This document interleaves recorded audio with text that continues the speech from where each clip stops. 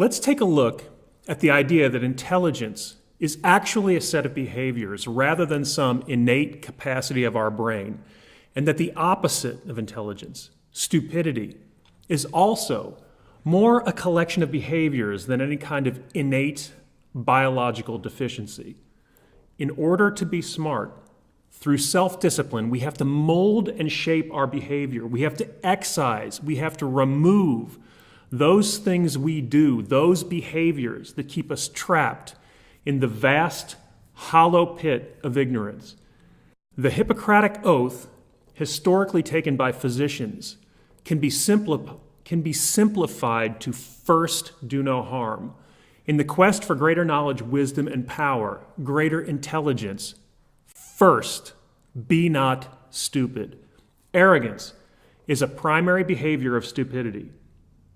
A clear and simple definition of arrogance is to have or reveal an exaggerated sense of one's own importance or abilities. Arrogance is the primary behavior of stupidity and idiocy. When we look at the root of the word idiot, we find that idiots abound. When we examine the etymological root of the word, we find the idiot is one who is locked inside their own idiocosm, their own world, their own private universe. And we come to understand that our culture is truly a culture of idiots.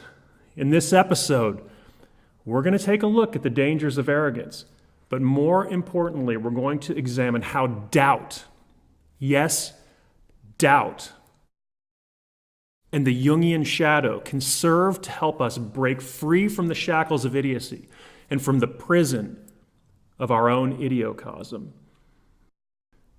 There is a nearly inevitable path laid out before the ambitious human, the human/artist endowed with the desire for greater knowledge and greater mastery. This perilous path is a function of both age and accomplishment. As the committed artist matures and gains both deeper knowledge and greater power through career accomplishment, the natural byproduct is a false sense of surety, a kind of self-confidence and pride in personal achievement. This thing our culture calls success brings with it a kind of institutional authority that fosters, feeds, breeds, and cultivates arrogance, that undue and exaggerated sense of one's own importance or ability. While clearly an exaggeration, we need look no further than Michael Scott's onerous behavior on The Office to clearly see how distorted one's sense of self can become through the investment of institutional authority. This inflated sense of self, the overestimation of the quality of one's thinking and work, this untethered surety, is an arrow through the heartline. It's the kill shot, the death blow for the artist. Correction. Paradoxically, it's the kill shot for the artist's work, for the progression and development of more powerful manifestations of the human spirit. It is, however, important to recognize that arrogance, a wildly unmoored and aggrandized sense of self, can be a highly effective tool to advance the artist's career. So while the work suffers, the career flourishes.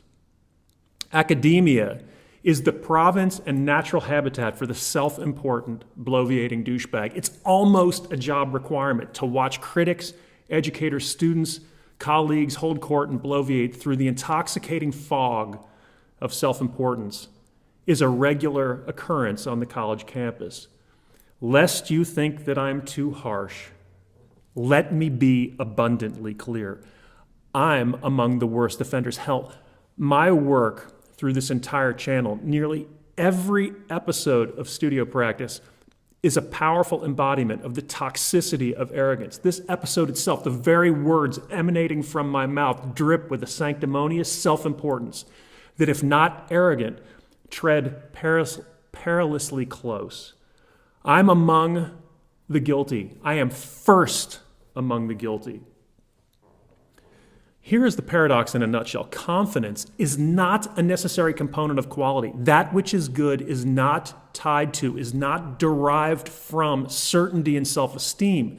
That which is good is driven by commitment to the relentless pursuit of those things which are good, when we endeavor to ceaselessly chase the beast back to its lair, when we are inevitably and inexorably drawn closer to quality work, to that which is better, to the good.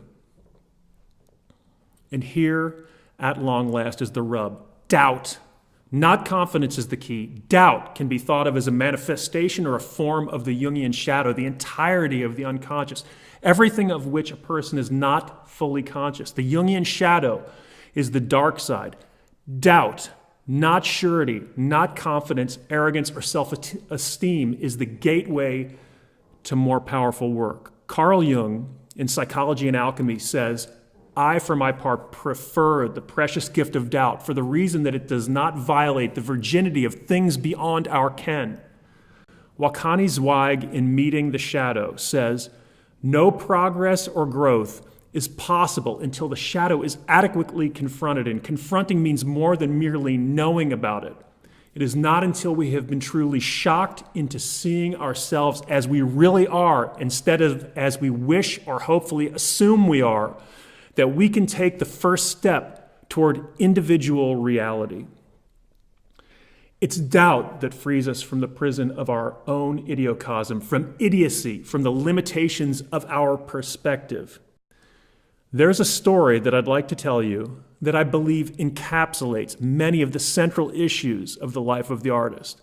Or rather, I'd like to tell you a story that sheds light not on the career of the artist, not on power, prestige, or worldly accomplishment, but rather on the power of doubt and the Jungian shadow, and how these two things can help guide and drive the quest for more powerful work.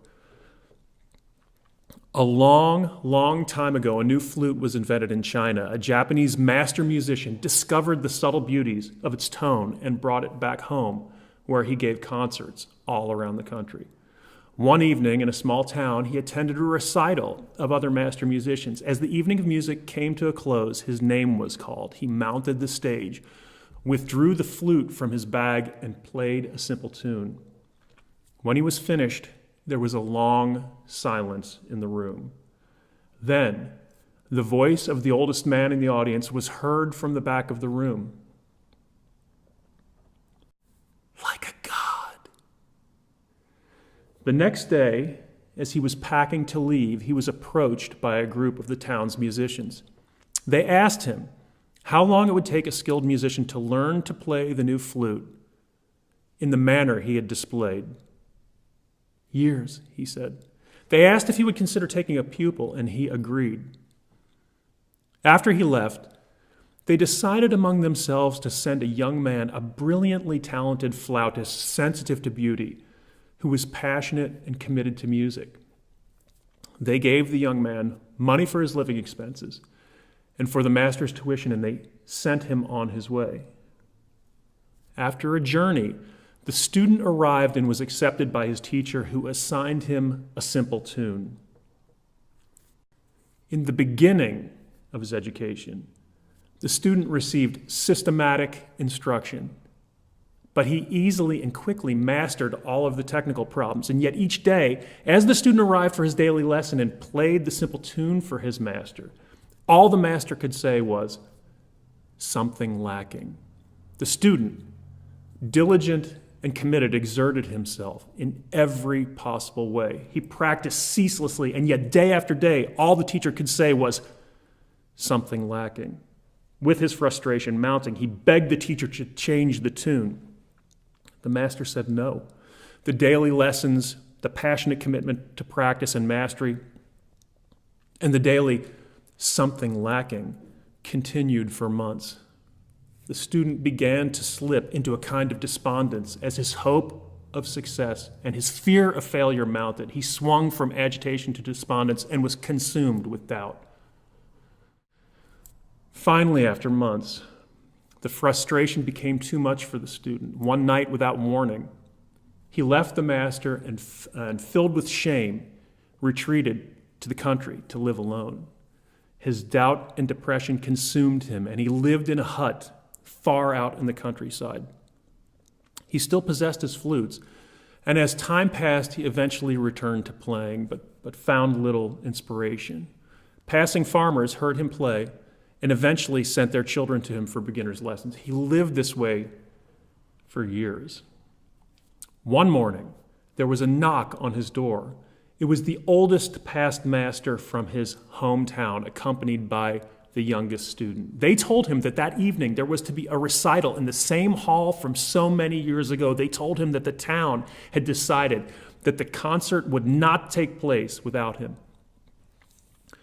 With great effort, they overcame his feelings of fear and shame and convinced him to attend. He picked up his flute and he went with them. That evening, the concert began. He waited quietly backstage. No one intruded on his inner silence. Finally, at the end of the recital, his name was called. He stepped out onto the stage in his rags and he withdrew from his bag the flute. As he stood on stage, he realized he had nothing to gain and nothing to lose, and he began to play the same tune he had played so many times for his teacher in the past. When he finished, there was a long silence in the hall.